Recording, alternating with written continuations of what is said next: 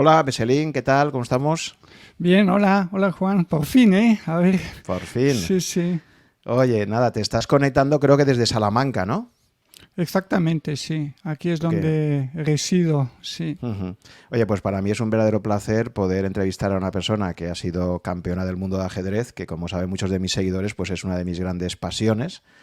Así que nada, un placer poder hoy hablar sobre ajedrez y finanzas, ¿no? Que es un poco lo que nos trae al episodio de hoy.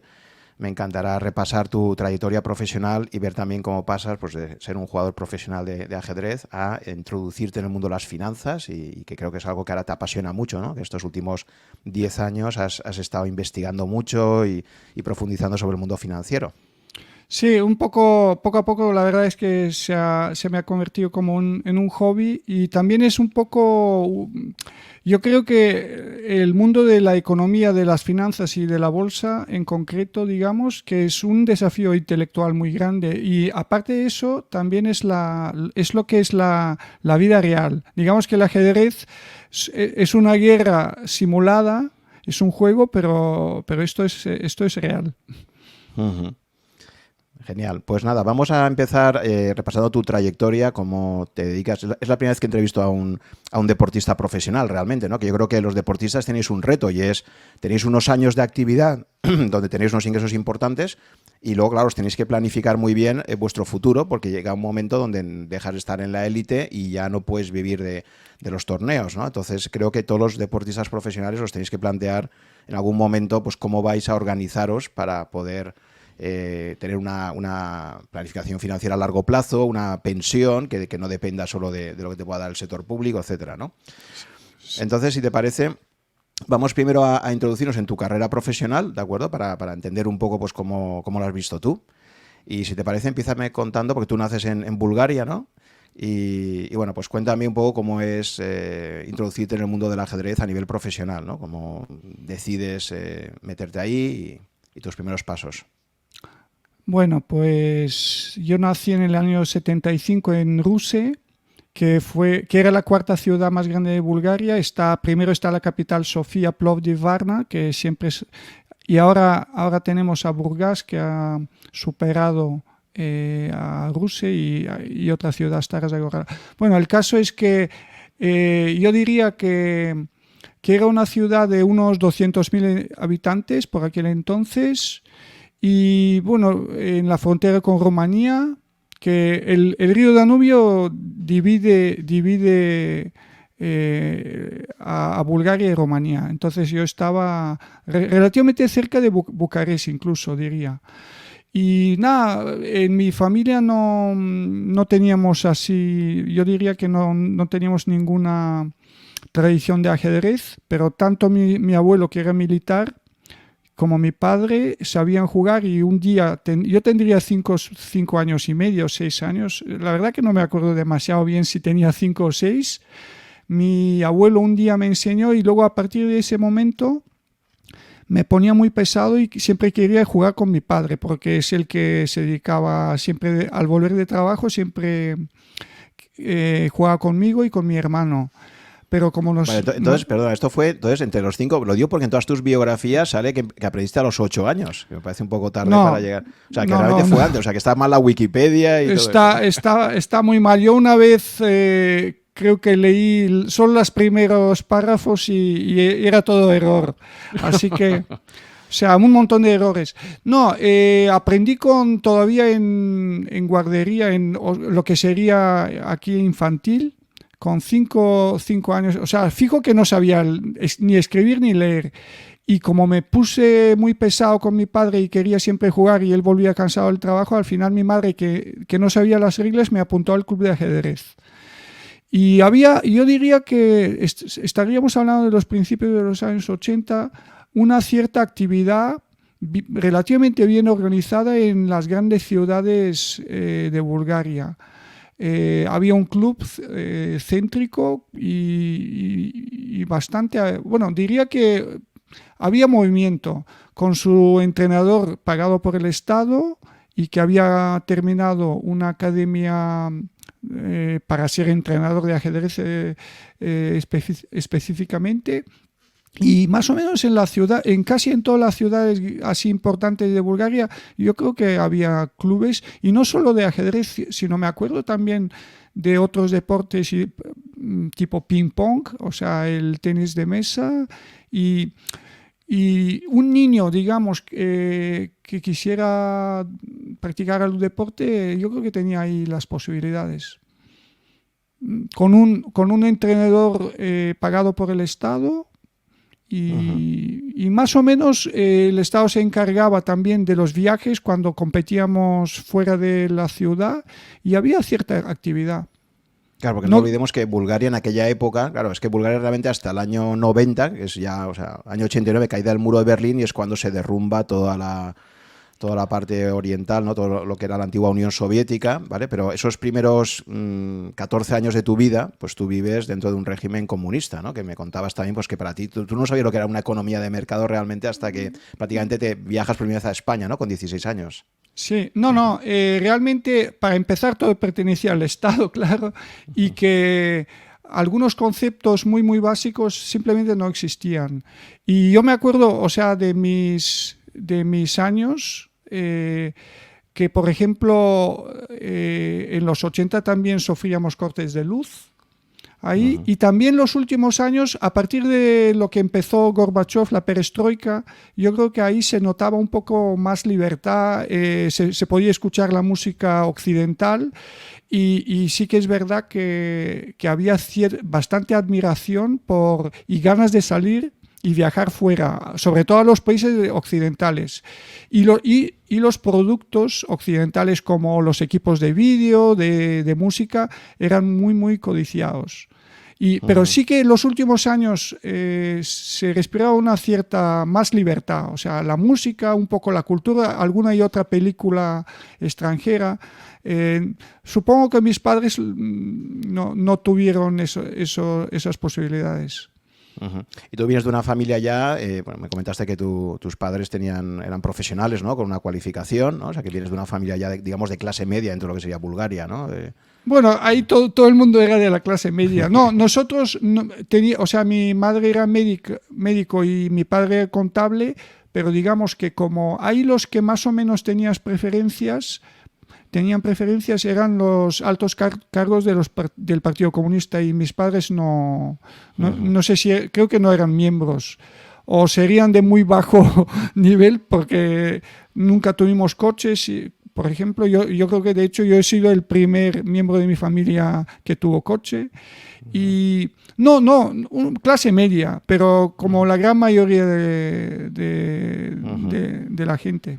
Sí, pero una familia con unos padres con cultura, que supongo que habría libros en tu casa, ¿no? O sea, que había una...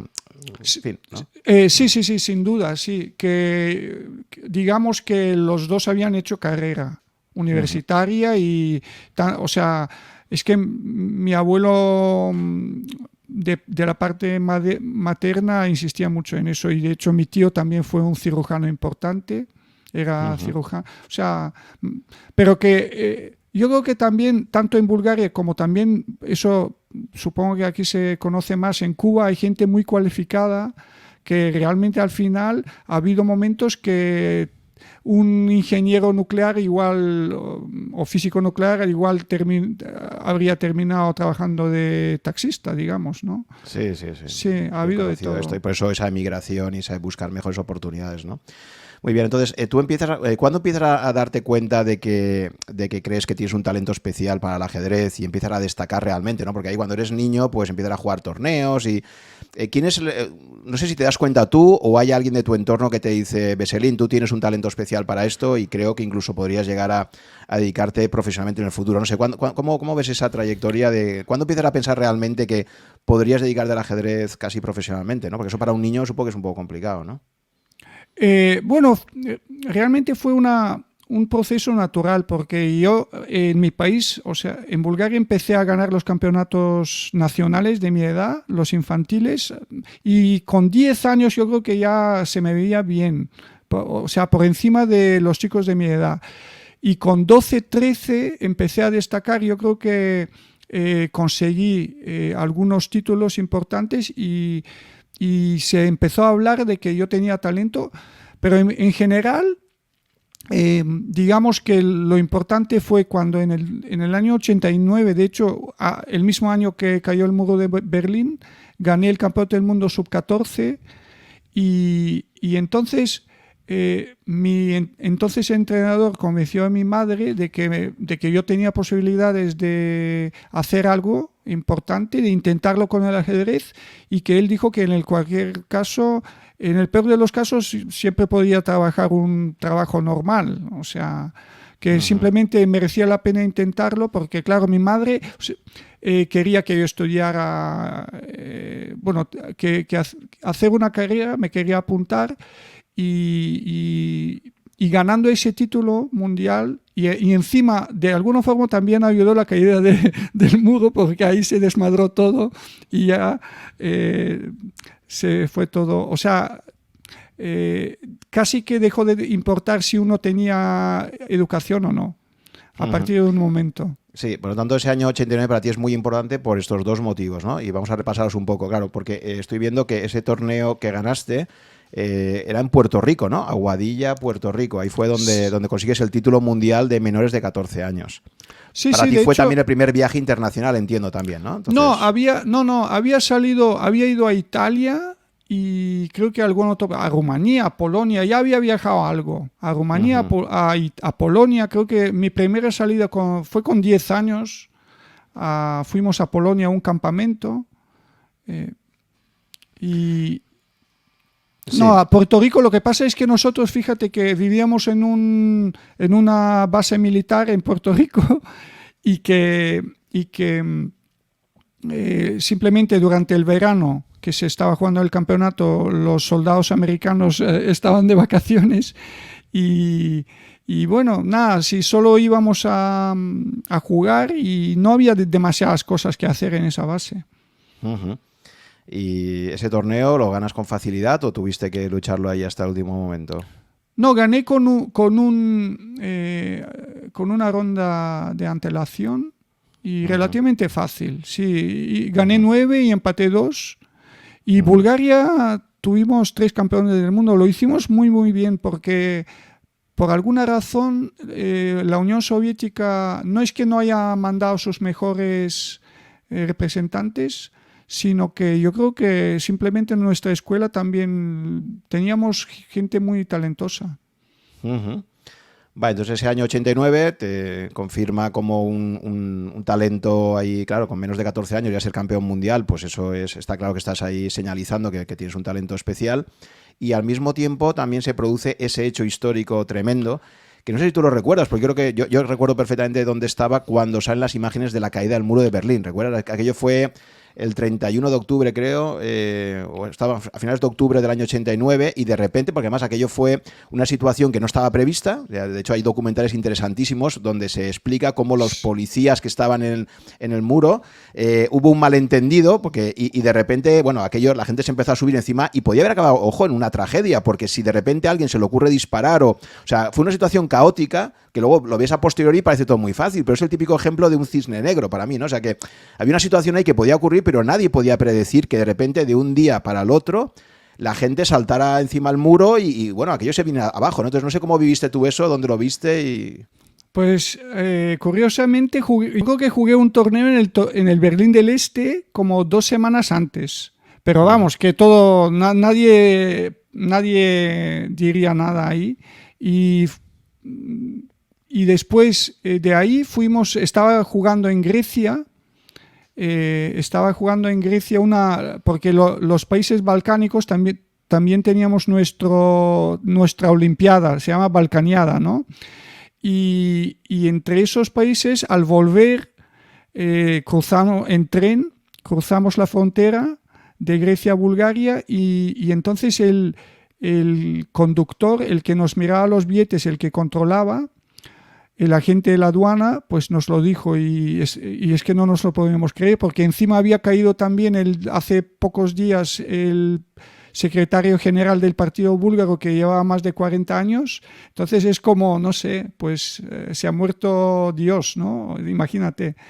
No, fue muy impactante, sí. O sea, pero claro, con 14 años no te das cuenta de la importancia de esas cosas. O sea, sí entiendes que ha sido muy importante, pero lo ves ahora. Nosotros íbamos a los Tú estabas a nuestro. jugar y en aquella época Sí, para ti el ajedrez lo ocupaba todo prácticamente, ¿no? sí, no, hombre, te das cuenta que es un cambio muy grande, sí. Sí, sí.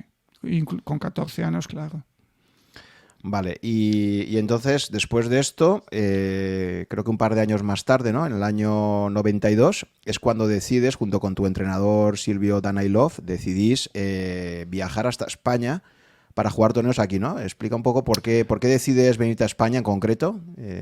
No, bueno, cuando cayó el muro de Berlín, realmente yo tuve un par de años casi perdidos, ¿no? Porque, por ejemplo, yo estaba entrenando con otro en Rusia, donde nací, donde estaba viviendo, estaba entrenando con otro entrenador, bastante bueno también, mi segundo entrenador que tenía buen nivel y el que realmente es el que me ayudó a ser campeón del mundo juvenil. Lo que pasa es que en los años 90, entre una cosa y otra, pues ya todo el proceso de entrenamiento ya la gente empezó a preocuparse más por sus cosas, por sus problemas personales y el proceso, digamos, que se interrumpió. Y yo creo que por lo menos un año lo tuve perdido. Así que no... con 14, con 15 años es cuando uno se supone que más tiene que entrenar y progresar. Yo tuve por lo menos un año perdido y de casualidad, una vez que ya había jugado contra Silvio un par de veces, porque él también era jugador casi de la selección nacional, entonces me le encontré en la capital y le comenté, bueno, de hecho él me comentó que, bueno, que él... iba a ir a España y le dije, pero medio en broma, le dije, oye, a ver si me arreglas algún torneo y así es como empezamos, a finales del año 91. Uh-huh. Previamente ya habías quedado en el Mundial Sub-16, habías quedado la medalla de plata, ¿no? Habías quedado segundo en Singapur, ¿no? Concretamente creo que empaté el segundo puesto, pero fui tercero. Pero claro, yo tenía 15 años y jugaba con chicos un año mayores. Pero es lo que te digo, que realmente yo no pude, tuve un año prácticamente en blanco, o sea, sin demasiado progreso. El progreso empezó cuando llegamos a España con Silvio y empecé a entrenar y jugar un torneo tras otro. Ahí sí que fue todo muy rápido. Sí, os cogéis un coche, creo, ¿no? Desde Bulgaria y os venís hasta España, os hacéis 4.000 kilómetros, una cosa así, ¿no?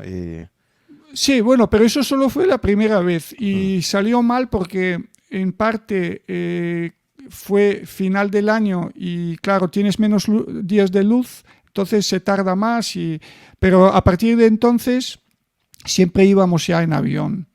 O sea, digamos que una de las incomodidades de antes eran los visados. Era muy, muy desagradable sacar y demasiado papeleo y bastantes problemas para sacar visados a veces. Porque encima a veces tenías que ir de un sitio, de un país para otro y necesitabas 2 visados y claro, solo tenías un pasaporte. No podías estar en 2 sitios. Entre otras cosas. Vale, entonces básicamente vienes a España porque Danailov se venía y tú al final te apuntas con él y un poco de forma azarosa te apuntas a algunos torneos y te paras todo el año, con 16 años, te paras todo el año yendo de torneo en torneo, compitiste en un montón de Opens y de torneos cerrados, ¿no? Sí, bueno, digamos que cuando la primera vez era en plan aventura, o sea, cuando uno tiene 16, 17 años quiere viajar y más o menos le da igual todo. O sea, y encima España era un país muy exótico. Imagínate yo con 16 años, todavía no había cumplido los 17. Mi segundo torneo fue en Gran Canaria, ¿no? Y encima jugábamos todavía me acuerdo, en el Imperial Playa, que está al final de las canteras, del Paseo de las Canteras. Y para mí era como llegar al paraíso, porque claro, creo que sí que había visto una palmera, Pero claro, es que una playa así encima de decir, jolín, he estado en Canarias, es como volver a decir, pues, a alguien de ahora, pues decirle, pues mira, fui a Marte y volví y aquí estoy. Era una cosa parecida. Entonces sí, o sea, fue una aventura que encima salió bien porque justo en Canarias fue un torneo, bueno, yo llegué de rebote, no tenía nivel para jugar, pero de rebote me invitaron y pude conseguir mi segunda norma, porque se necesitaban 2 torneos para ser gran maestro. Entonces me dieron el título con 17 años y ahí compartí el primer puesto con Korchnoi y con otro jugador, Zenón Franco, pero bueno, había mucho nivel. Uh-huh. ¿Y cuáles son tus impresiones de España? O sea, tú dices que claro, para ti te impactó, ¿no? Viniendo de Bulgaria, ¿qué es lo que más te llamó así de España cuando estuviste por aquí ese primer año? No te lo vas a creer, pero cuando llegamos, entramos por País Vasco y mi primer torneo fue en el Goibar. Y claro, lo que más me impresionaba que la gente tiraba todo en los bares, tiraba las servilletas abajo en el suelo. Claro, las tapas, claro. Y eso es que me estaba costando mucho acostumbrarme a tirar las servilletas al suelo, por ejemplo, ¿no? No, bien. O sea, claro, es que parecido a Italia, pero digamos, había estado en Italia, pero claro, era otro nivel, ¿no? Solo con decir pues que vas a España y vuelves y viajas, subías de nivel en Bulgaria. Te estoy hablando del principio del año, porque en Bulgaria muchos iban, cuando ya se podía viajar un poco, muchos iban a Turquía, a Grecia, a los países de al lado. Pero claro, a España creo que todavía no. Uh-huh. Y es que como realmente te recorriste toda la geografía, porque es que estuviste hay un artículo por ahí que explica bien ese primer año tuyo aquí en España, ¿no? En Historia del Ajedrez. Y bueno, realmente te recorriste un montón de ciudades y ibas de un sitio para otro, ¿no? Y tuviste unos resultados buenísimos, ¿no? O sea, es que es curioso como una persona que llega de tan lejos y te adaptaste muy rápido, porque además en estos torneos, sobre todo en los Opens, ¿no? En los Opens te lo juegas todo a quedar en los primeros, porque se presenta muchísima gente y si no quedas entre los 10 primeros prácticamente no coges premio, ¿no? No, sí, bueno, 10 ni 10. A veces ni había 2 o 3 premios así decentes y después ya a partir de un momento cubres gastos, pero no ganas dinero. Pero ese fue un periodo digamos, del verano del 92 que me acuerdo que jugué no sé si gané 6 torneos seguidos. O sea, cuando hablo de ganar es o ganas o empatas el primer puesto. Y sí que pude salir porque, por ejemplo, incluso ahora es un momento, es un periodo difícil porque hay muy buenos jugadores que son buenos, pero no son suficientemente buenos para tener invitaciones de élite. Y si tú te quedas en ese nivel, pues más o menos compites con jugadores de nivel, pero sin ganar dinero, digamos, ¿no? Pero sí que tuve la suerte de que pude ganar muchos torneos y subí en el ranking. Así que a partir del año 93 ya empecé a recibir invitaciones personales para los torneos, como por ejemplo el torneo de Madrid, el torneo de León, que fueron torneos de mucho nivel, que por ejemplo Karpov, primera vez, jugué con él en el año 93 con León. Quisiera añadir que, por ejemplo, yo creo que el hecho de venir del este, de alguna forma casi que te daba una etiqueta de marca, o sea, como de calidad, que al contrario digamos que en otros sectores o en otros ámbitos, los jugadores del este nosotros se nos conocía como buenos jugadores y bueno, y sí que teníamos mejor preparación, claro. Sí, tenías ya un apellido casi destinado a ser ajedrecístico, ¿no? Porque Topalov y Kasparov, Karpov, sí, o sea, tenías el final, esa OV era ya un poco de... Todo lo que terminaba en V...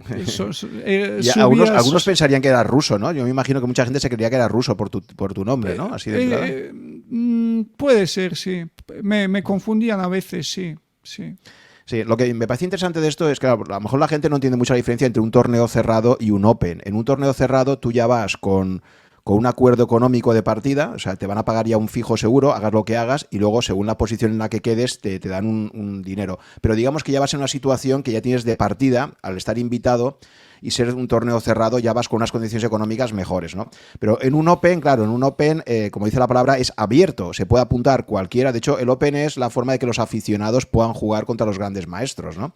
Entonces, claro, en un Open, por definición, te la juegas mucho más, ¿no? Porque pues, te puede tocar jugar contra cualquiera. Tienes primero el riesgo de perder puntuación elo, porque al final si te toca jugar contra jugadores peores que tú, pues te acaba bajando el ranking.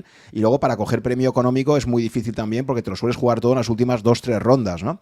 Entonces, claro, ahí supongo que tú ya empezaste a enfocar, y es una parte que me interesa mucho que profundicemos, en la toma de decisiones bajo incertidumbre, ¿no? En el sentido de que cuando tú te planteabas las últimas 2-3 rondas, a veces ya no se trataba de, según cómo fueras en el torneo, me imagino que ya no sé hasta qué punto te planteabas decir, oye, ¿cómo enfoco esta partida, ¿no? Porque imagínate que tú ya tienes el torneo que con unas tablas consigues el primer premio, por ejemplo, y entonces ya empezabas a jugar a decir, oye, no sé si me interesa jugar a ganar y arriesgar más de lo debido, porque con unas simples tablas me aseguro el primer premio, por ejemplo, ¿no? Con lo cual ya introducimos aquí este tema de la toma de decisiones bajo incertidumbre, donde no necesariamente jugar a ganar desde el principio es la mejor elección, ¿no? Entonces no sé si empezaste a experimentar ya a esas edades este tipo de situaciones, o jugabas simplemente a ganar siempre y te da igual un poco cómo quedaras.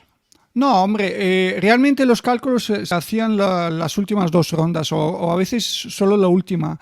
Y yo diría que cuando tú juegas una partida de ajedrez hay dos, o sea, tú juegas realmente 2 partidas. Una es contra las piezas de tu rival que se mueven y te atacan y tú también a ellas. Y la otra es el juego psicológico contra tu rival, porque dependiendo de la fuerza esperada de tu rival, que bueno, más o menos se sabe, o de si tú juegas con blancas o con negras, o del resultado que se necesita, claro, la estrategia cambia. O sea, hay, por ejemplo, estrategias iniciales, lo que nosotros llamamos las aperturas, que valen para empatar, pero para nada valen para ganar. Entonces, claro, tienes que ir ajustando, pero sobre todo sí que en las últimas rondas nosotros, o sea, intuitivamente, claro, cada uno de alguna... Y hay gente que también es verdad que no soporta bien la presión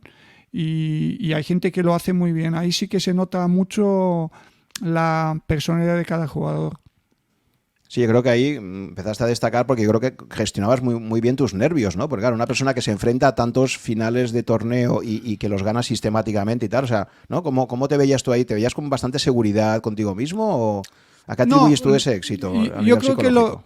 Yo creo que lo que ha pasado es que simplemente, ahora dándome cuenta un poco rebobinando, simplemente en el año 92 yo estaría jugando torneos abiertos, pero con un nivel súper, o sea, mi nivel ya era para jugar torneos más potentes, de hecho me lo decían, ¿no? Porque si tú ganas siempre, en un momento ya, todavía me acuerdo, creo que es un entrenador que vive en España, Zlotnik.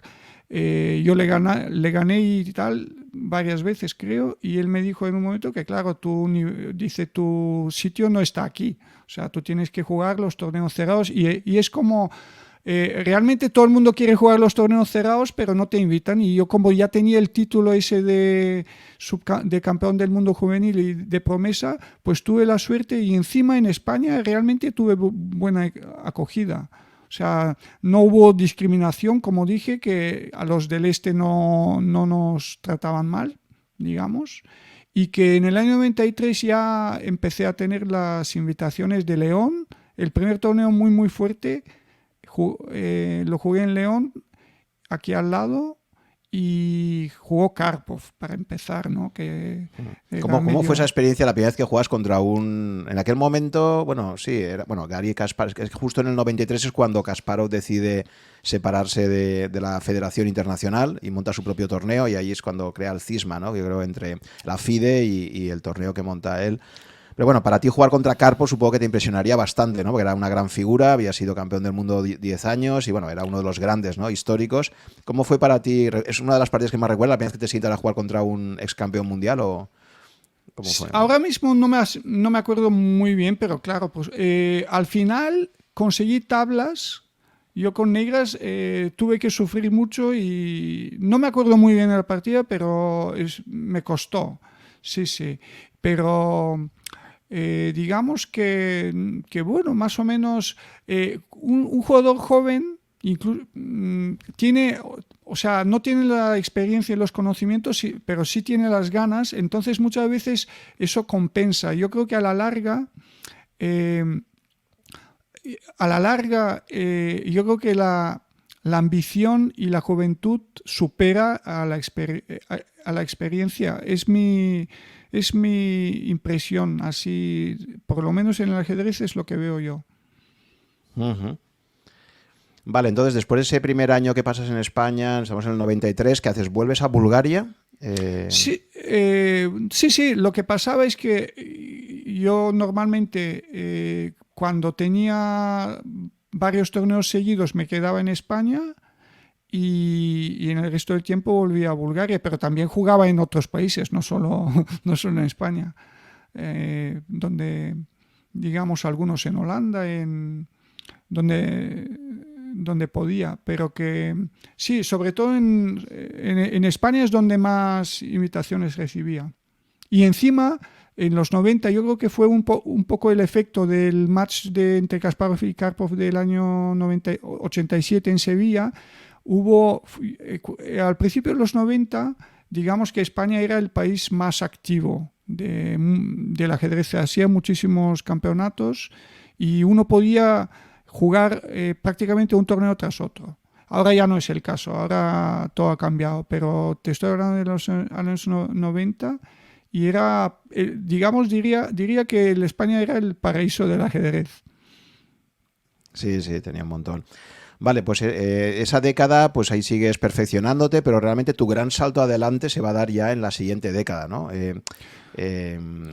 nivel de conseguir el título mundial y, o sea, qué decir, ¿no? Sí, sí, no, lo que pasó es que a finales de 95, 96, o sea, yo ya entré entre los mejores jugadores del mundo, te estoy hablando de los 10 mejores del mundo, y más o menos era un top 10 bastante más estático que ahora, y diría que también más marcado. Estaba Anand, Kasparov, Karpov, Anand, estaba Shirov también, Gelfand, Ivanchuk, Kramnik, y Adams, y después entró Leko, pero diría que durante un periodo el top 10 no se movió. O sea, y yo desde el año 95-96 entré en ese top y prácticamente estuve como 20 años sin salir.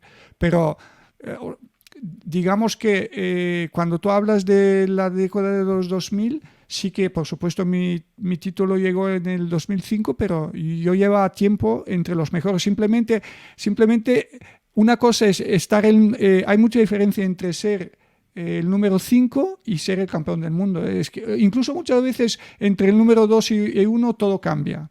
O sea...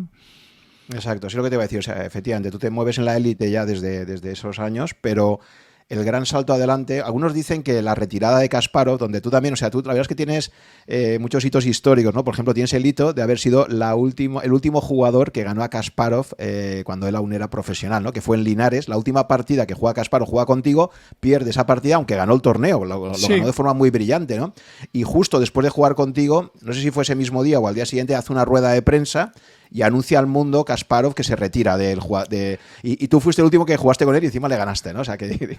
No, pero es que encima él lo hizo bien porque me quitó todo el protagonismo. Porque yo le gané y claro, era una sorpresa, aunque él ganó el torneo, empatamos con los mismos puntos, pero realmente a mí nadie me hizo caso por haberle ganado, porque él lo primero que hizo es decir que se retiraba y todo el mundo corrió detrás de él. Así que a mí, vamos, que no se me dio la importancia. Te fastidió bien, ¿no? Se podía esperar un día, poco, ¿no? Sí, un poco. Sí. Sí. No, yo creo que fue... estamos hablando de los años 90, de los años 2000. Yo creo que fue la época dorada del ajedrez, porque mi primer Linares fue en el año 94, la primera vez que jugué, y yo no lo hice mal, pero digamos que fue el torneo ese famoso, el mejor torneo de Karpov, que ganó casi todas.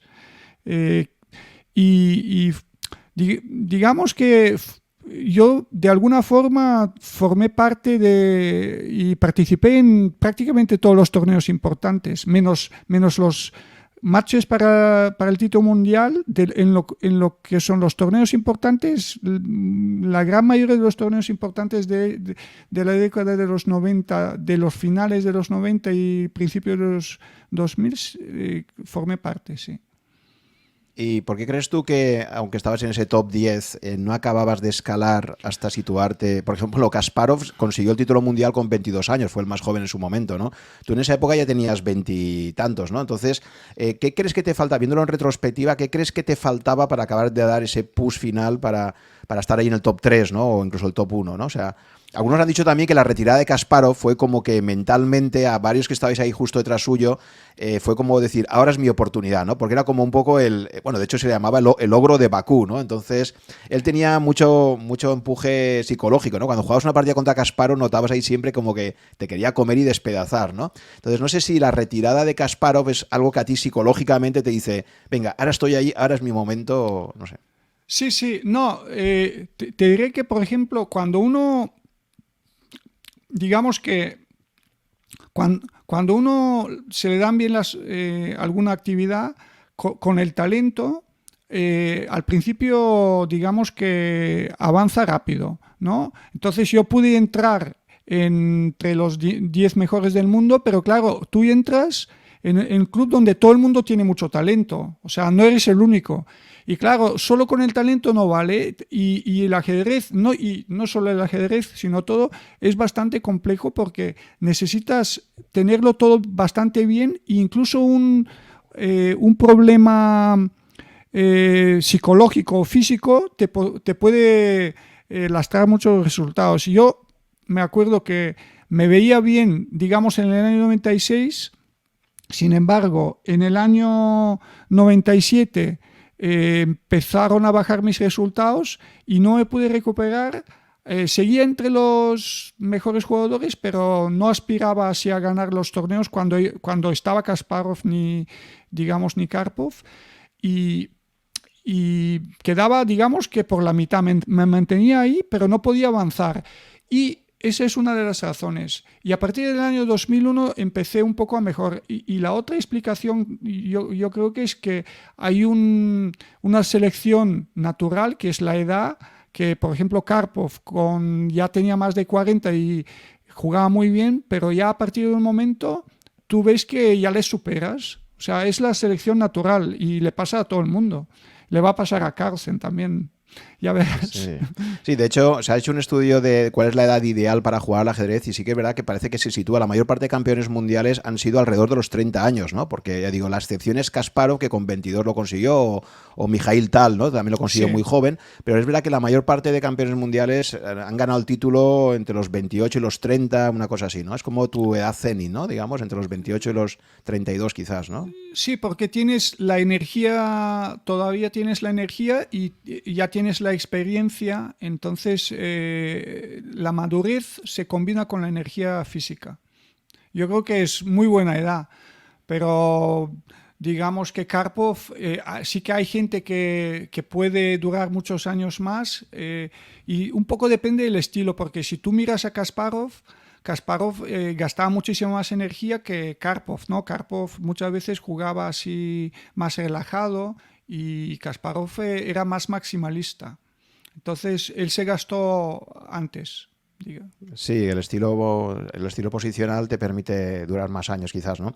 Un caso también, quizás los dos casos de más longevidad jugando han sido Anand y Korchnoi, ¿no? Korchnoi también, bueno, el hombre con 70 años seguía jugando torneos y es una cosa increíble, ¿no? Era un superviviente de Leningrado, creo, ¿no? Sí. No, Korchnoi era muy interesante conocerle, sí. No, pero Anand realmente no es tan mayor, simplemente él empezó muy joven, pero él me saca a lo mejor 5 o 6 años, no es que sea tan mayor. O sea, no creo que llegue a los 70 como Korchnoi. No, porque es un caso de un jugador que lleva muchísimos años jugando y sigue estando en la élite como tú, ¿no? Que tú sigues estando ahora mismo en la élite mundial. Bueno, objetivamente, o sea, estadísticamente sí, pero en realidad no, porque yo creo que el confinamiento de alguna forma, como no se están jugando torneos, pues la clasificación no se ha cambiado, pero yo creo que objetivamente yo estaría fuera de los 20 mejores jugadores del mundo. Bueno, pero bueno, de momento estás ahí el número 19 según el ranking oficial y bueno. Entonces, bueno, cuéntame ahora, va a llegar tu gran momento ya, pues eso, a todo esto en el mundo del ajedrez había habido también recuerdo que hubo un momento, igual que el muro de Berlín, digamos, aplicado al mundo del ajedrez se va a producir en el año 97, cuando Kasparov en un torneo contra Deep Blue, que es un ordenador de IBM, se produce algo que, bueno, yo por ejemplo, que jugaba también de joven, recuerdo mi primer ordenador comprado en el año 80. Había comprado un ordenador, un Spectrum creo que era, o un Mephisto, pero jugaban fatal, o sea, me acuerdo pero claro, fue un shock para todo el mundo porque nadie podía imaginar en los años 80 y primeros 90 que en tan pocos años de repente un ordenador sería capaz de ganar a un campeón mundial de ajedrez, ¿no? Entonces llega ese famoso año 97 y por primera vez Kasparov pierde un torneo, que se ha dicho que si estuvo ahí un poco amañado porque las aperturas y tal, pues... pero bueno, la realidad es que al final Kasparov pierde ese match contra Deep Blue y es como una revolución, ¿no? En el ajedrez, porque es como sentir que por primera vez ya el ser humano, el mejor ser humano, no puede ganar a la máquina, ¿no? ¿Cómo viviste tú un poco esa situación y cómo poco a poco empiezas a integrar los ordenadores en tu vida, ¿no? Como profesional del ajedrez? Bueno, lo que ha pasado, mira, mi primer portátil me acuerdo que yo lo compré en el año 92 y era así básico y valía solo para, o sea, simplemente teníamos la base, en lugar de llevar libros con las partidas, pues tenías una base que podías buscar las partidas de tus rivales, sobre todo eso. Pero yo diría que al principio, cuando aparecieron las máquinas, los jugadores nos reíamos de las máquinas y se les dio muchas ventajas. Para empezar, una máquina tiene la memoria ilimitada, ¿no? Y no se cansa y tal. Y ya poco a poco fueron desarrollándose y mejorando y se llegó hasta el año 97. Sin embargo, yo creo que en el mundo del ajedrez, o sea, para un jugador nada cambió. O sea, también sí que se habló de si él se había dejado y tal.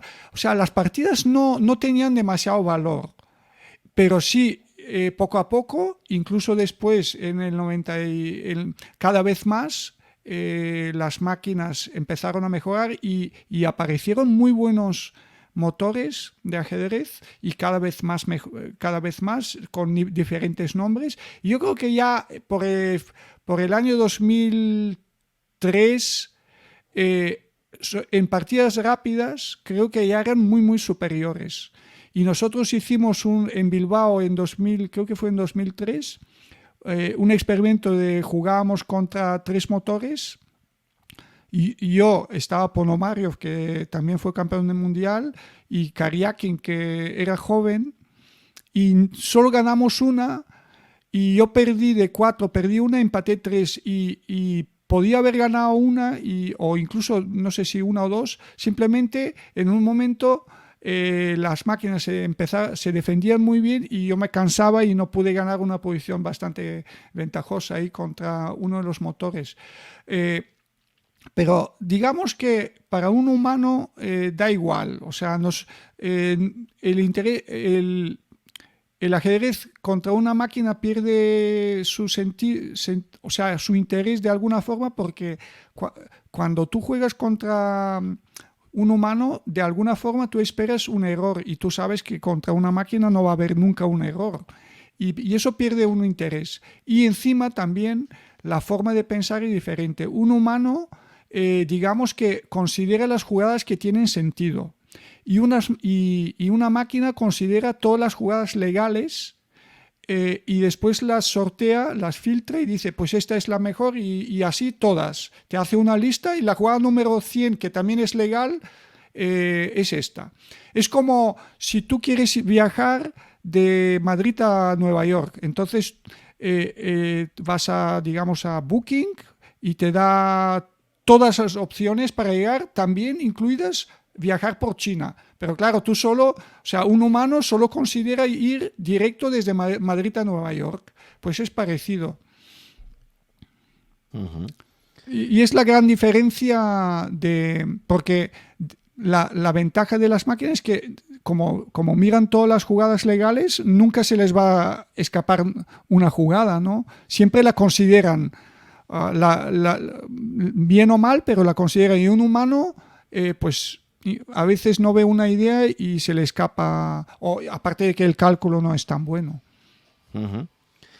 Vale, esto incluso creó una modalidad que también fue propuesta por Kasparov, que era lo del Smart Chess, creo que era, ¿no? O sea, él se le ocurrió la idea de decir, vamos a hacer un híbrido entre el humano y la máquina, y creo que habéis jugado incluso torneos, creo que jugaste de hecho uno con el propio Kasparov, ¿no? Donde cada uno teníais un ordenador al lado y era como una partida, jugabas el uno contra el otro, pero con la ayuda los dos de ordenador, ¿no? Y era para ver que ese híbrido hombre-máquina cómo funcionaba, ¿no? Sí, sí. Mira, eso fue la idea de Kasparov, que lo llamó ajedrez avanzado, y por primera vez jugamos un match de exhibición en León en el año 98 y empatamos, y al final el desempate él me ganó, pero en un desempate normal, sin máquinas, ¿no? Así. Y sí que es verdad que tuvo bastante éxito, porque en el fondo cuando nosotros ya investigamos las aperturas, digamos, o cuando analizamos nuestras partidas, es lo que estamos haciendo, es un ajedrez avanzado, tú propones una jugada y la máquina te corrige. Y eso era antes, pero ahora simplemente lo que hacemos es, la máquina te enseña y tú tienes que memorizar, porque los motores han avanzado tanto que la precisión es de casi el 100%, y que se ha convertido un poco en un juego de memorizar, no tanto de combinar las ideas. Sí, para que se vea la fuerza actual que tienen las máquinas, pues eso, un Stockfish, por ejemplo, que lo puede tener cualquiera y que de hecho todas las plataformas de ajedrez lo utilizan, pues tiene un elo de 3300, mientras que el campeón del mundo, Magnus Carlsen, tiene 2870 por ahí. O sea, que estamos hablando de una diferencia ya en puntos elo enorme, ¿no? O sea, que ahora esa es la gran diferencia, que ya en la actualidad la diferencia es tan brutal que ya es como una categoría separada, ¿no? No tiene sentido. Claro, porque como ya te dije que tú no puedes contar con un error, contra una máquina se puede empatar, pero prácticamente es imposible ganar. Y entonces, claro, si tú no tienes la opción, ya se juegan solo dos resultados y uno pierde, aparte de que pierde la motivación, lo que ocurre es que lo que tú tienes que hacer es jugar a buen nivel una partida larga, y los humanos tarde o temprano fallamos, ¿no? Pero haciéndolo bien, en principio se puede empatar, digamos. Uh-huh. O sea, entonces, bueno, pues el gran reto era ver qué iba a pasar con el ajedrez. Mucha gente pronosticaba que en el momento que ganaran las máquinas se iba a perder el interés como deporte por el ajedrez, pero no ha sido así. La buena noticia ha sido que, bien, ahí están las máquinas, pero la realidad es que el ajedrez de competición ha seguido estando presente, que de hecho ahora quizás tiene una popularidad extraordinaria gracias al confinamiento, por ejemplo, pues se ha multiplicado la cantidad de jugadores que desde su casa se han querido conectar. Plataformas como Lichess decía, por ejemplo, que se había duplicado la cantidad de gente que se conecta todos los días. Y luego el segundo fenómeno reciente ha sido lo de Gambito de Dama, la serie de Gambito de Dama en Netflix, que también ha supuesto pues que muchísima gente, y especialmente mujeres, dado que la protagonista es femenina, pues de repente entren a estar interesadas en este tema, ¿no? Creo, de hecho, que justo acabas de volver ahora de Gibraltar, de un torneo que ha habido donde estaban las mejores del mundo, ¿no? Jugando. Sí, el Gambito de Dama, la verdad que ha sido un gran éxito, y el ajedrez ahora con el confinamiento, desgraciadamente, pues tiene el viento de cola, pero yo creo que ha beneficiado más el ajedrez online en plan educativo. Creo que tiene muchas ventajas dar clases online en lugar de las clases presenciales. Sin embargo, los torneos in situ creo que siguen, o sea, para mí todavía un torneo de verdad es un torneo donde tú ves a tu rival enfrente. Sin embargo, hay que reconocer que el ajedrez online tiene sus ventajas. Ujú. Vale, pues vamos a entrar ahora en la parte en la que tú te vas a proclamar campeón mundial. Va a ser justo ese momento donde Kasparov se retira, justo te fastidia a ti la victoria en el torneo de Linares, que estáis los dos ahí empatados, él gana, pero tú lo habías derrotado y justo anuncia que se va y se lleva todos los focos y cámaras, él. No, quería decir que realmente él no se retiró por haber perdido conmigo para nada. Lo que estaba pasando es que él ya había empezado a tener sus intereses políticos, ya había sido muy crítico con Putin. Entonces, siendo el presidente de la Federación Internacional, en un momento yo creo que empezaron a sabotear sus posibilidades de volver a ser campeón del mundo. Y digamos que él tenía derecho de jugar un match para poder luchar otra vez por el título mundial, pero por alguna razón empezaron a fallar todos los patrocinadores. Entonces a ti te dicen, sí, ahora vamos a jugar en Dubái, mañana en Buenos Aires, mañana no sé dónde, pero siempre en el último momento algo falla. Y cuando él se dio cuenta que le estaban un poco puteando, digamos, ¿no? Se retiró. Un poco con honor. Sí, yo creo que efectivamente, yo creo que se quiso retirar en la cumbre. Fue un poco como Fischer, ¿no? En el sentido de que él ya además llevaba ya muchos años de campeón, llevaba 20 años ya, ¿no? Entonces, que había obtenido el título tan joven que también el desgaste acumulado es muy grande, ¿no? Pero sí, él se retira en la cumbre como Fischer, ¿no? Que es un poco también, dice, oye, antes de que empiece el declive, pues me voy siendo el número 1 del mundo por ranking y por tal, ¿no? O sea que... Sí, porque, él realmente ya no tenía título, pero seguía siendo el número 1. Y yo quisiera añadir que para mí ser número 1 es más importante. Yo creo que yo le doy más valor que el título, porque el título tú lo ganas una vez cada 2 años, se juega, por ejemplo, y antes incluso los ciclos tardaban más, ¿no? Pero claro, si tú ganas el título, eso tú hasta dentro de 3 años no puedes perder el título, ¿no? Y a veces en el pasado, pues por guerras o por otras razones, digamos que había más tiempo entre un match y otro. Y sin embargo, si juegas mal torneos, el número 1 del ranking lo pierdes muy, muy rápido. Entonces, para mí, digamos que tiene más valor ser número 1, porque el ser número 1 significa que tienes los mejores resultados. Y el título mundial es diferente. El título mundial a lo mejor es algo que ha pasado hace 3 años, digamos. Entonces, sí. Para mí tiene más valor. Y de hecho, Petrosian ganó pocos torneos. O sea, él seguía siendo campeón del mundo, pero que no ganaba los torneos. Los ganaban otros. Sí, estoy de acuerdo contigo. Así que Kasparov, cuando se retiró, él se retiró siendo número 1. Y además con una puntuación Elo enorme también, pues digo que es muy parecido a Fischer, que se retiran número 1 y encima con una puntuación Elo que estaba en los máximos en aquel momento, creo, ¿no? Sí, porque él realmente fue, no sé si el primero en superar el límite de 2.800 puntos y ahora por la inflación ha habido, no sé, 15 personas o no sé cuántos son, y va a haber más, ¿no? Pero, por ejemplo, Karpov nunca superó ese límite. Estuvo cerca, pero... Tú estás ahí también en el top 10 mundial por histórico de puntos Elo, has llegado a tener 2.800 y pico. O sea, que estás en el ranking, te he visto ahí, sí, te he visto en el ranking, o sea, estás entre los 10 jugadores de toda la historia con más Elo, pero es verdad lo que tú dices de la inflación de puntos, que lógicamente en la actualidad ahora es más fácil tener un Elo más alto que hace 30 años, ¿no? Exactamente, sí. De hecho, por ejemplo, los campeones de hace 100 años, como no existía el Elo, a lo mejor hubieran tenido también puntos como 2.800, pero que no había medidas, ¿no? No se medía el Elo entonces. Y no, esa clasificación es un poco estadística que no tiene demasiada importancia. Pero digamos que 2.800 es otro nivel. Es otro nivel. Pues estás en un club muy exclusivo de los que habéis estado en 2.800.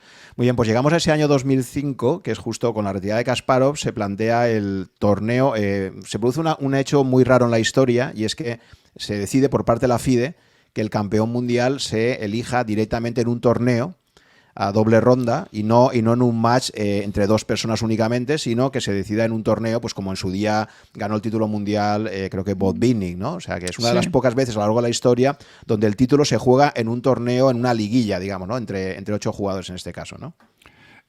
Sí. Bueno, Botvinnik, pero bueno, hay más o menos 3 formas de disputar el título mundial. El match, un torneo entre varios jugadores y también el sistema KO, ¿no? Y yo creo que cada sistema tiene sus problemas. O sea, el match quizás sea de lo que menos tiene, pero un match muy largo, digamos que yo creo que tiene el problema de un match muy largo es que los factores externos tipo preparación física o el equipo empiezan a cobrar más importancia, ¿no? Entonces, el sistema perfecto no existe. Pues sí, en 2005 invitaron a los 8 jugadores que, por algún y otro criterio, yo creo que yo entré como por ranking, ¿no? O sea, yo cuando se retiró Kasparov, él seguía estando figurando como el número 1, y entonces el número 2 creo que era Anand, y después yo compartíamos, no me acuerdo. Y yo entré por ranking. Así que en San Luis, sí, en 2005 gané el campeonato. Y bueno, nada, que... Sí, hay un famoso libro que voy a enseñar justo me lo he comprado recientemente, y es uno de los pocos libros que hay que explican un torneo entero, ¿no? Y es este famoso torneo de San Luis en Argentina, donde efectivamente estáis ahí 8 jugadores. A priori creo que efectivamente por ranking Elo, Anand era el primero, luego creo que estabas tú, o sea, a priori los 2 favoritos ya de partida erais vosotros, pero con Anand un poquito más de ranking que tú. Y este libro está muy bien porque te va repasando ronda por ronda, te explica todas las partidas y te va mostrando ronda a ronda cómo va clasificación, ¿no? Y hay que decir, como era una doble ronda, como en el Candidatos último que ha habido, ¿no? Que había 8 candidatos y se ha hecho 2 rondas, pero con todo esto de la pandemia han tardado un año en hacer la segunda. Entonces, quiero decirle también a los oyentes, para los que no lo sepan, que en la gran sorpresa del mundo del ajedrez va a ser que en esa primera vuelta del torneo de San Luis, pues Veselin consigue 6,5 puntos de 7, es decir, ganas a todos, excepto unas tablas excepto a Anand, pero vamos, entonces coges ya una diferencia, una ventaja tan grande que luego en la segunda mitad del torneo, a pesar de que hiciste todo tablas, o sea, eso sí, no perdiste ninguna partida, pero la primera mitad ganaste todo excepto unas tablas, y la segunda mitad fueron todo tablas, ¿no? Pero aún así llevabas tanta diferencia que casi siempre estabas con 2 puntos por delante de tu inmediato seguidor, que al final te aseguraste el torneo, ¿no? Claro, visto así puede parecer como que tú en la segunda parte del torneo con tanta ventaja ya ibas un poco más a la defensiva, ¿no? No, pero que encima la primera vuelta, o sea, yo hice tablas con Anand y estaba ganadísimo esa partida. O sea, obviamente, por ejemplo, la primera empecé con suerte porque la primera ronda algo salió mal al principio. Estaba en un momento muy cerca de perder contra Peter Leko, pero en el apuro de tiempo él se equivocó y al final pude ganar. Y después la segunda empaté con Anand, estaba ganadísimo, ¿no? Pero bueno, fallé, da igual. No, o sea, yo más o menos, claro, sabía que cada resultado que no fuera a perder me acercaba al título, pero incluso después de empezar 6,5 con 6 victorias, todavía no tenía tan cerca la victoria, porque me tocó una partida muy difícil, me tocó contra Anand con negras, y si hubiera perdido, pues él se me hubiera acercado solo a medio punto. Pero por alguna razón jugué bastante, fue una partida corta y al final terminó en tablas por repetición. Así que ahí ya no me acuerdo si fue la ronda número 8 que fueron esas tablas. Ahí ya me veía claro líder, pero incluso en la penúltima ronda, cuando empaté y me proclamé campeón del mundo, tampoco lo tenía al 100% garantizado, porque tuve problemas con Kazimjanov, también serios problemas, Y de haber perdido esa partida, y si Anand hubiera ganado, también nos acercamos a un medio punto. No, parece fácil, pero no lo fue tan fácil, hasta el último momento. Sí, pero bueno, que siempre jugaste con la ventaja psicológica de que ibas por delante y la presión la tenían tus rivales para intentar forzar la victoria, ¿no? Es que sí, esos campeonatos y también los sistemas KO, que a veces resulta que como hay tanta diferencia entre el primer y el segundo puesto, incluso gente que no está en forma y que les va mal, e incluso gente que es inferior a ti y jugando con negras, incluso así se te lanzan, porque merece la pena intentarlo. Incluso gente que tienen así posibilidades teóricas de ganar, arriesgan porque merece la pena intentar ganar. O sea, digamos que entre el tercero y el quinto puesto o sexto no hay tanta diferencia. Entonces les da igual si quedar últimos, séptimos o cuarto, ¿no? Sí, ya arriesgas ahí. Y en parte eso fue porque pude en la primera vuelta ganar tantas partidas, porque me acuerdo yo de Judith Polgar, que ya había perdido varias partidas y se le veía, de hecho hizo un torneo objetivamente bastante malo. Incluso ella no jugó a hacer tablas conmigo, sino jugó a ganar, pero que como no le salía nada bien, pues perdió. Uh-huh. Vale, entonces llegamos a ese momento de la penúltima ronda donde efectivamente haces tablas con negras contra Kasim Janov y de repente, pues oficialmente ya matemáticamente ya eres campeón, ¿no? ¿Cómo viviste ese momento cuando acaba la partida, firma las tablas y de repente te empiezas a dar cuenta que se ha hecho realidad ese sueño de ser el mejor del mundo, ¿no? No sé, ¿cómo lo viviste? Pues, ¿lo celebraste? No sé, ¿qué recuerdas? Sí, bastante cansado porque fuimos al restaurante con Cheparinov, con el que me estaba ayudando, y todavía estaba ya todo a tope, ¿no? Y teníamos que esperar una mesa. Y más o menos fuimos a la barra y digo, me tomo un daiquiri. Pero claro, como estaba cansado, con un daiquiri ya me emborraché. O sea, ya no sabía dónde estaba. Sí.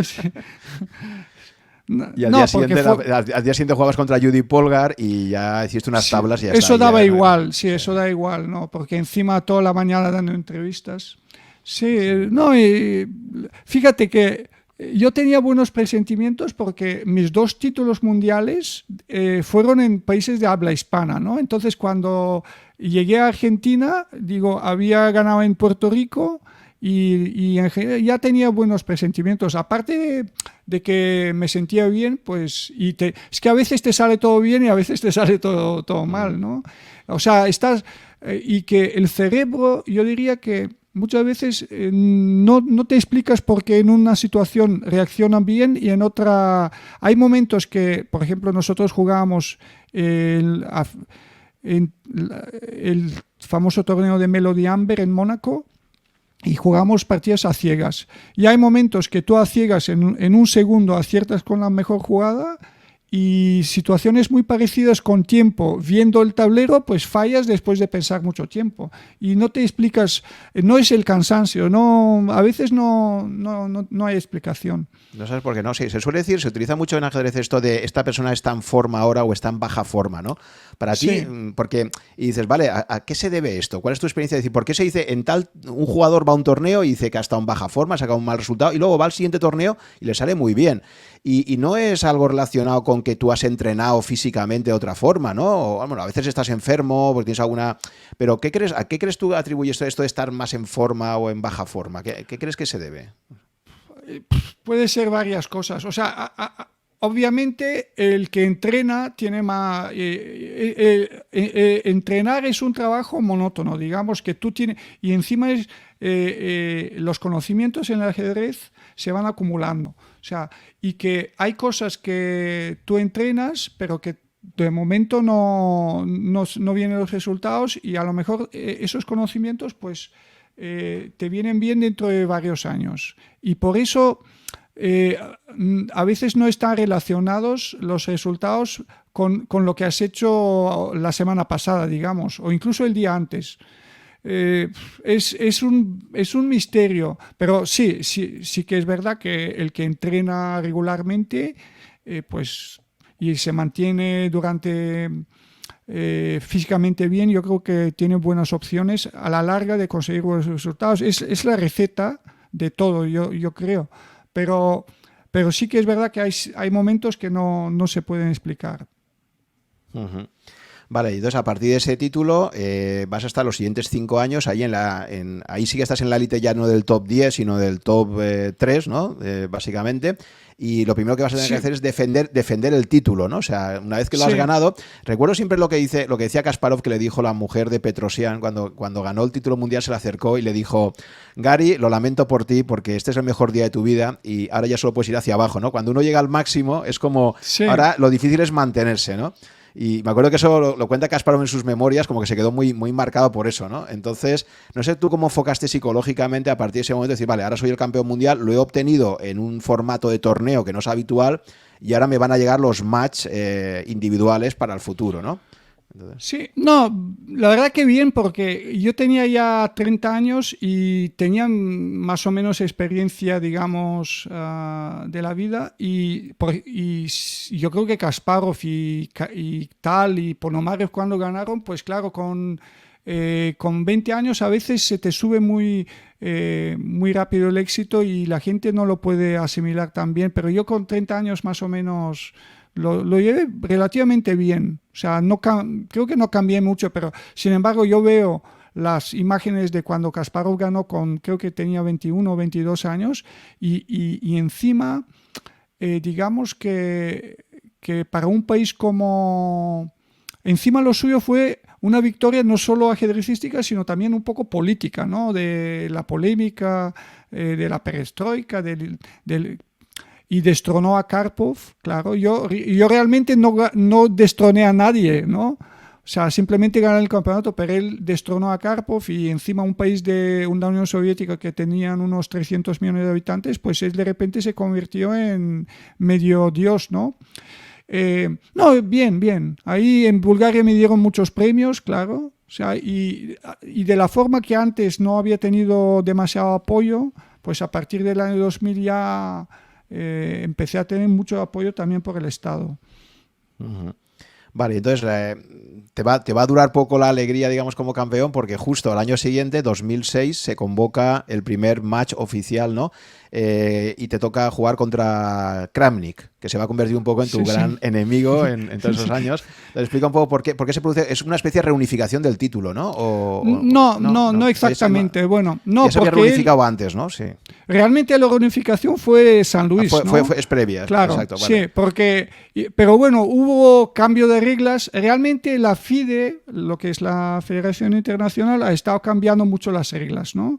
Y encima la idea de la reunificación fue más o menos pensada para Kasparov también, porque él seguía siendo el número 1, pero de alguna forma, como cuando se retiró, perdió su sentido, ¿no?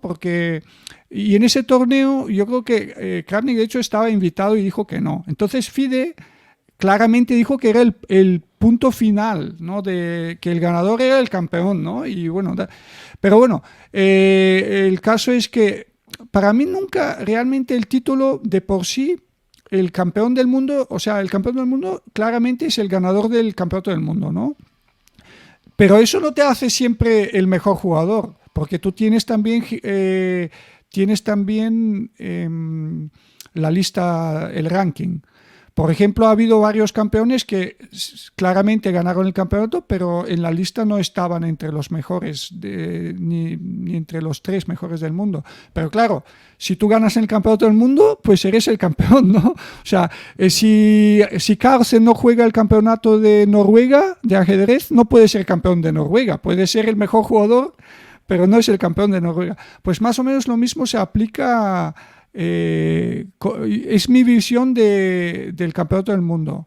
Digamos, Judith Polgar ha sido durante un periodo muy largo de tiempo la mejor jugadora de ajedrez, pero como nunca jugaba los campeonatos femeninos, no era la campeona del mundo.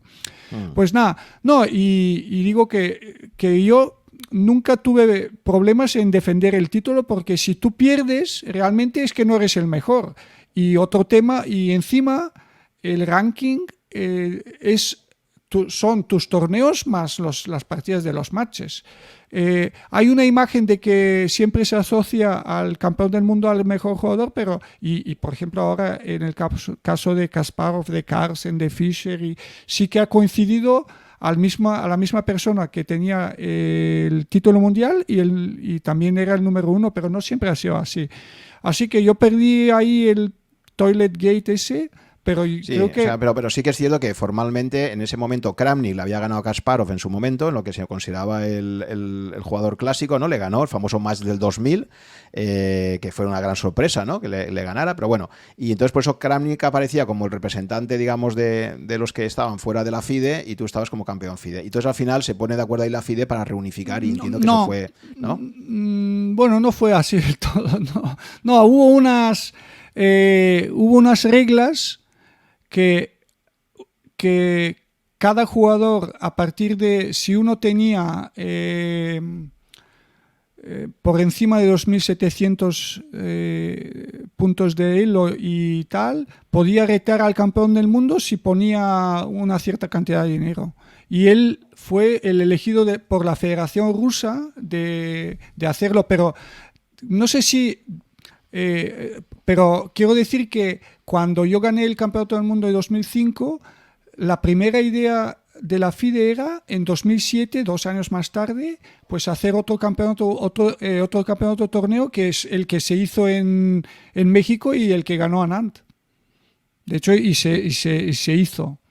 Pero mientras tanto, yo nunca tuve problemas de defender el título porque me parecía que si uno se considera el mejor jugador del mundo, no tiene a nadie a quien temer, ¿no? Si de repente resucitaba Fischer, yo estaría encantado.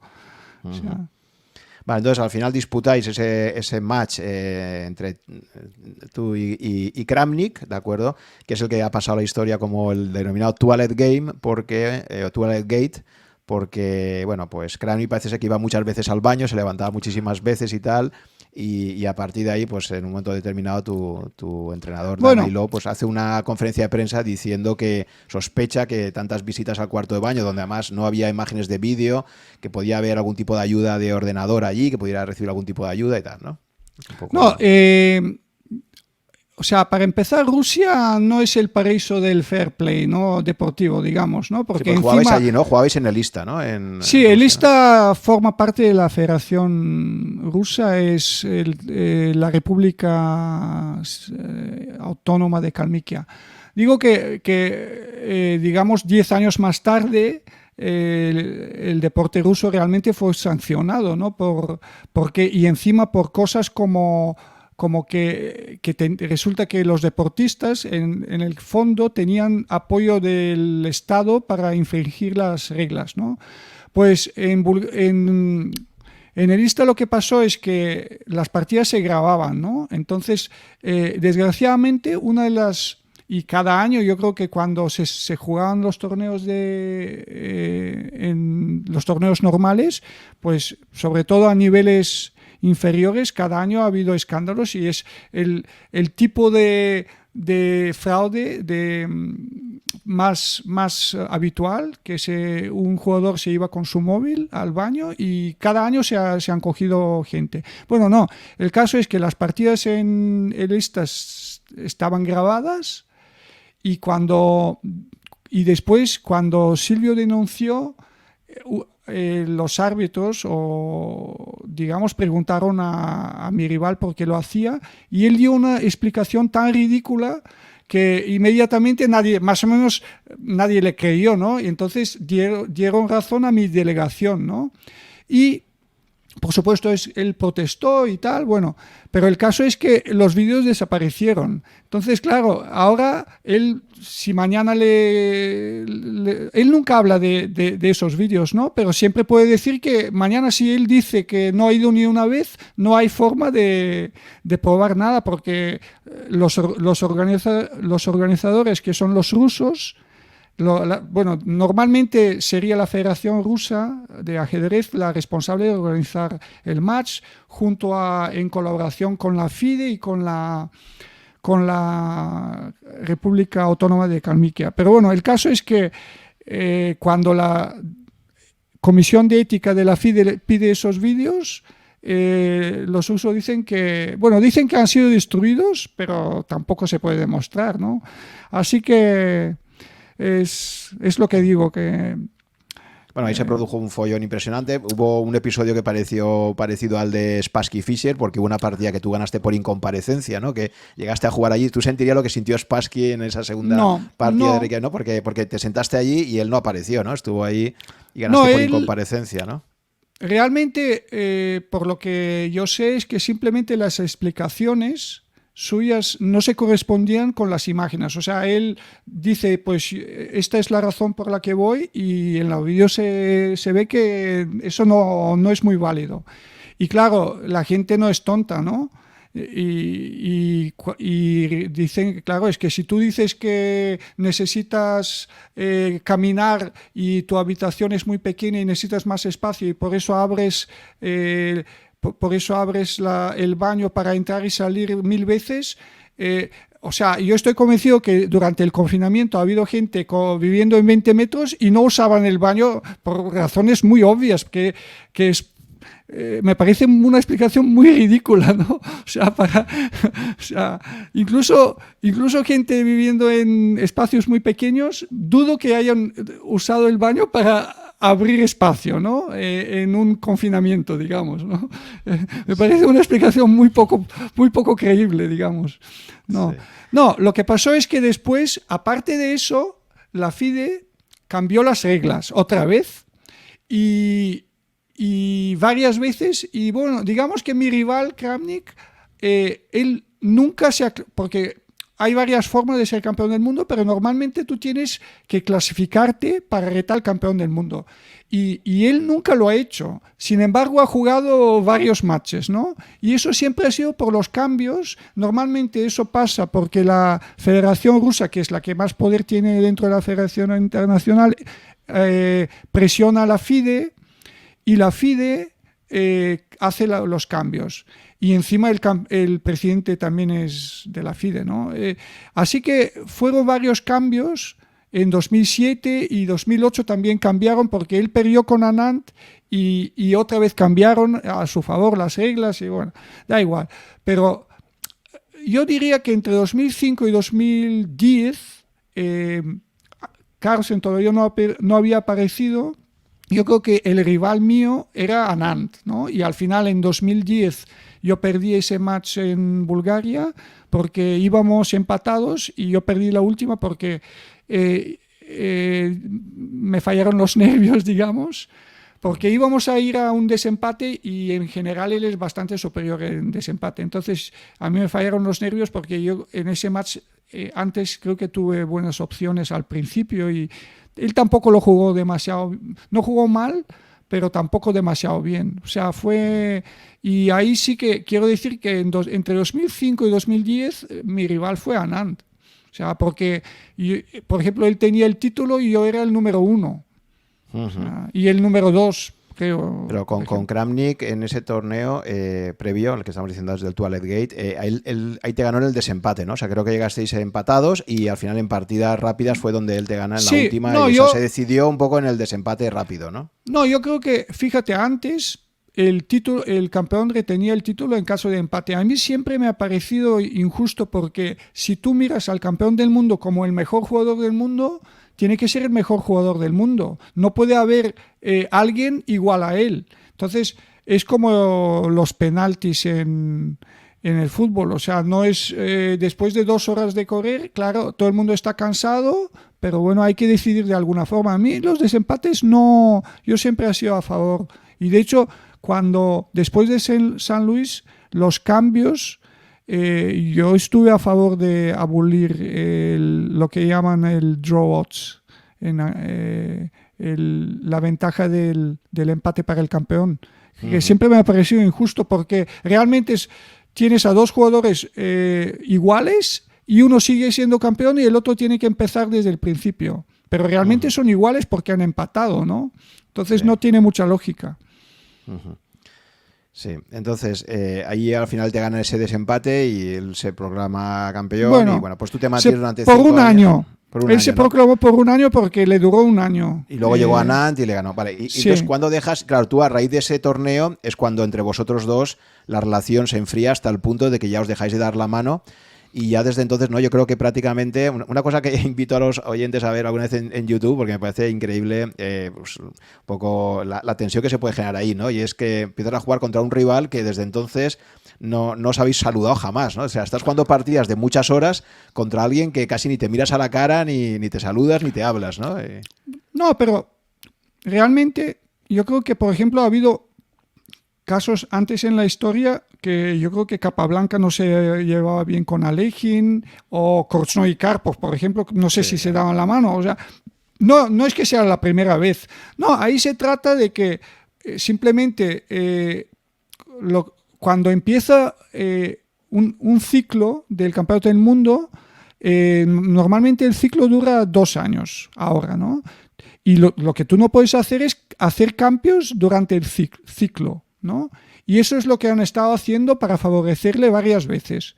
Y claro, a nadie le gusta, pero mucha gente calla porque hay gente que también son rusos, entonces por miedo, por otras razones, la gente calla, pero es muy obvio que así eso no se puede hacer. O sea, es como, no sé, lo que no puedes hacer es cambiar las reglas durante el mismo juego. O sea, cosas. Sí. No, pero que llama la atención, o sea, porque debe ser un poco desagradable estar ahí jugando contra alguien que no te puedes ni ver y aguantar tantas horas ahí jugando. Y, en fin, pero bueno, entonces al final... Mira, digo que cuando, por ejemplo, por supuesto que nadie le gusta esas situaciones, pero hablando de guerras, pues en la guerra de Yugoslavia, a mí me han hablado de situaciones cuando tú tienes que ir, digamos, con alguien que en el autobús cada día a la persona que a lo mejor ha matado a algún pariente tuyo. O sea, así que hay cosas mucho más gordas, ¿no? Mucho más peores. Sí. Peores, sí. Vale, muy bien. Entonces llegamos al 2010 y efectivamente ahí vuelves a jugar un campeonato mundial, en este caso contra Anand, que decías que era tu gran rival en esta época. Y donde además me comentabas que ahí lo bueno de jugar un match por el campeonato mundial es que la bolsa económica es con diferencia muy grande, ¿no? O sea que donde realmente se gana más dinero en el ajedrez es cuando puedes jugar un match por un título mundial, ¿no? Es donde más dinero suele haber en juego, ¿no? Sí, generalmente sí. No, porque encima el match, o sea, ahí va, por ejemplo, entre Kasparov y Karpov, ellos jugaron varios matches y yo creo que sí que eran superiores al resto, pero también yo creo que sí que ha habido en la historia momentos cuando juegan dos y cuando para el título mundial, pero realmente a lo mejor hay dos más que no son tan inferiores y simplemente por alguna razón puntual no son, digamos, los que participan en ese match, y da la impresión de que estos dos son, Karpov y Kasparov, como que son los dioses y los otros apenas saben las reglas y no es así. O sea, hay jugadores, digamos, de muchísimo nivel que serían contrincantes serios podrían aspirar para el título mundial, pero como solo pueden jugar dos, pues... Pero y el ajedrez de alguna forma, aparte de lo que es de la afición que tiene, muchas veces la atracción es porque se ha montado alguna polémica, como por ejemplo entre Fischer y Spassky en el año 72, y eso atrae, ¿no? Kasparov-Karpov, Korchnoi-Karpov y yo qué sé más. Y sí, los matches son los que más interesan, sobre todo a los dos que juegan, porque a los demás más o menos les da igual. Sí, entonces en ese año 2010 tú, por cierto, habías ganado el torneo de Linares, que fue la última edición, que un torneo que era el Wimbledon del ajedrez, se decía, ¿no? Pues Linares, desgraciadamente, en el 2010 se disputa la última edición, que tú quedas ahí como campeón, que está muy bien, que pasas a la historia. Sí, fue justo creo que un mes antes del match con Anand gané, sí. o un mes o un poco más. Uh-huh. Sí, bueno, fue una pena, sí que... Sí. Y luego haces el match con Anand, que estáis ahí empatados hasta la última partida, que justo era un match a 12 partidas, ¿no? Y justo en la última partida te gana Anand y con eso se proclama campeón. Bueno, no. Realmente bueno, él ya era el campeón. Simplemente retuvo el título, sí. Sí. Y Carlsen, pero mira, incluso cuando él ganó, él no era el número 1, porque ya creo que ya lo era Carlsen.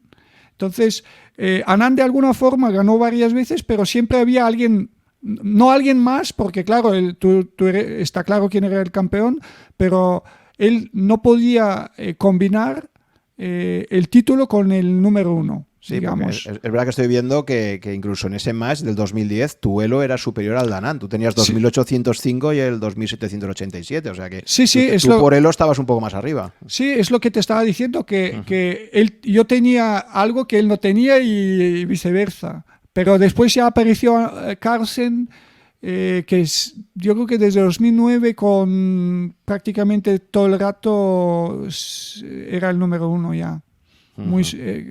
Fue un campeón sólido, digamos, que no... Vale, muy bien. Entonces, ahí, a pesar de perder el título, como en este tipo de match, típicamente la bolsa suele ser un 60% para el campeón y un 40% para el perdedor del match, ¿no? Entonces, claro, si hay una bolsa económica importante, como era, por ejemplo, el match ¿no? del 2010, pues eso te supone que incluso perdiendo ese 40%, pues es mucho dinero porque la bolsa es grande, ¿no? Bueno, fueron más o menos, creo que fueron como 2 millones de euros. Lo que pasa es que, aún así, si volvemos para atrás, en el tiempo para atrás, creo que las bolsas entre Kasparov y Karpov, los matches de Sevilla y creo que de Lyon y no sé si de Londres, fueron bastante superiores. Digamos que en la historia ha habido de todo, ¿no? O sea, los matches esos que se jugaban en la Unión Soviética entre Botvinnik y en los años 60 tenían premios simbólicos en rublos. Por lo visto, Lasker, que era uno de los grandes campeones de la historia, cuando perdió también su match con Capablanca, según Kasparov una vez decía que era lo que se llevó de Cuba, era una cantidad que realmente no se podía comparar con en monedas, en dólares de oro, no sé cuántos, monedas que era una cantidad que según Kasparov incluso decía que era más que lo que se ha llevado él, por ejemplo, ganando a Karpov, ¿no? Pero sí que los matches son los que interesan y de hecho, mira, incluso Lasker perdiendo el título, pues porque yo creo que hace años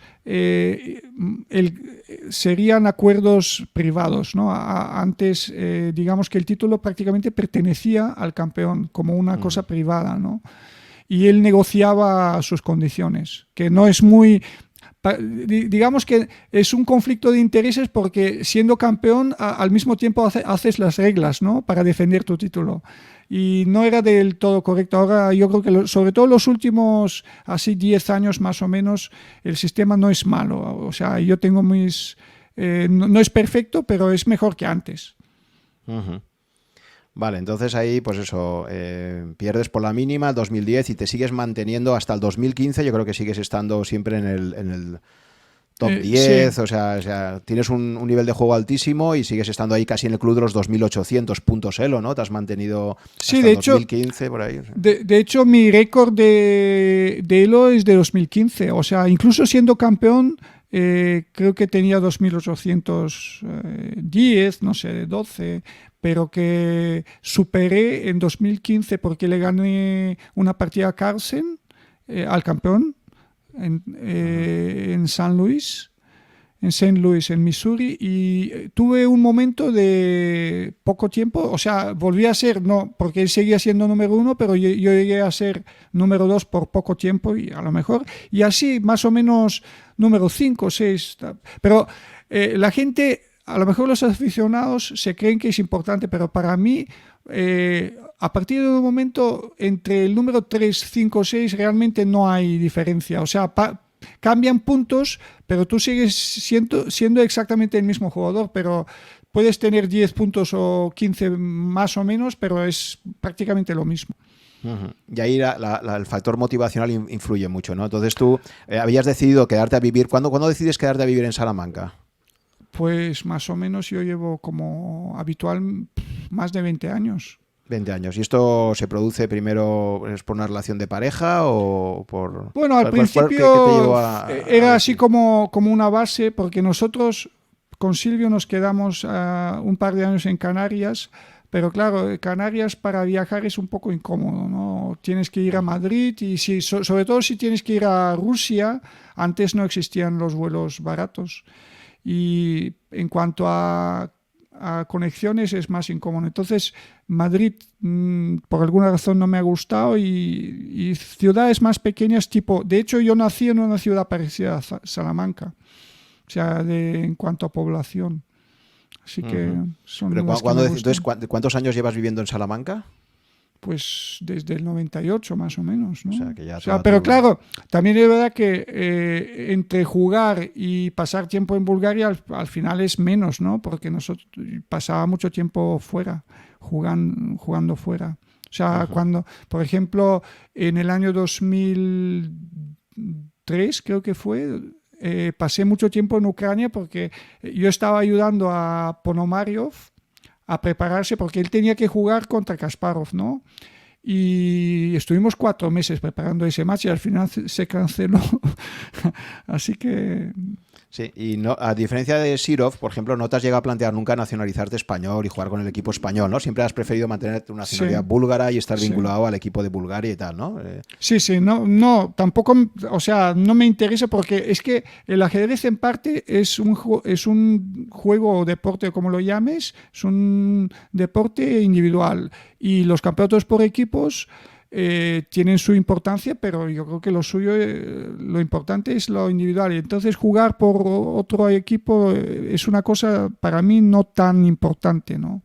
O sea, ya sabes que en Estados Unidos ahora Rex Sinquefield, que es, por cierto, un famoso inversor, vamos a comentar luego un poco sobre él, bueno, está fichando a golpe talonario a un montón de gente que lo que está buscando es que el equipo de Estados Unidos acabe ganando las Olimpiadas, ¿no? Porque ahora su último gran fichaje ha sido Aronian, ¿no? Que es armenio y después de una desgracia que ha tenido porque murió su mujer el año pasado, ahora lo ha fichado, pero antes de Aronia pues también se trajo al propio Caruana, que era de doble nacionalidad, pero al final dijo, quiero que Caruana esté aquí, se trajo a Wesley So también, ¿no? De Filipinas, o sea que está haciendo un equipazo. El Dream Team, total, claro, pues yo digo que si hubiéramos tenido en España un Rex Sinquefield, quizás pues estaba Sirov, que ya era un gran fichaje, habrías estado tú y el equipo español estaba Illescas también, que era muy fuerte, estaba luego Vallejo, o sea que vosotros 4 podía haber tenido España también posibilidades de haber estado. Yo creo que antes y ahora ya, yo creo que somos un poco dinosaurios porque hay gente joven que no son tan famosos, sin embargo, objetivamente los jóvenes son superiores a nosotros. Sí, no, pero me refiero a hace 10 años. Sí, imagínate, hace 10 años un equipo contigo, con Sirov, Vallejo y Illescas, ¿no? O sea, que... Sí, sabes que cuando jugamos ese match en el Ista, Vallejo me estaba ayudando a mí y Illescas a Kramnik. Sí. No, siempre ha ayudado a Kramnik con los torneos. O sea, el torneo que le ganó a Kasparov, Illescas estaba ahí en el equipo. Sí, es verdad, sí. Que el Dream Team en España, yo si te lo digo que ahora el nivel es tan alto que yo no estoy seguro que incluso hace 10 años hubiéramos ganado una medalla. Es que el nivel, hay equipos de muchos países, tipo China, India, siempre Rusia, Estados Unidos, Ucrania, hay equipazos. O sea, que incluso con ese equipo el que decías, hubiéramos tenido muchos problemas para acercarnos al podio, digo. O sea, incluso jugando todos bien, porque mi experiencia siempre dice que alguien falla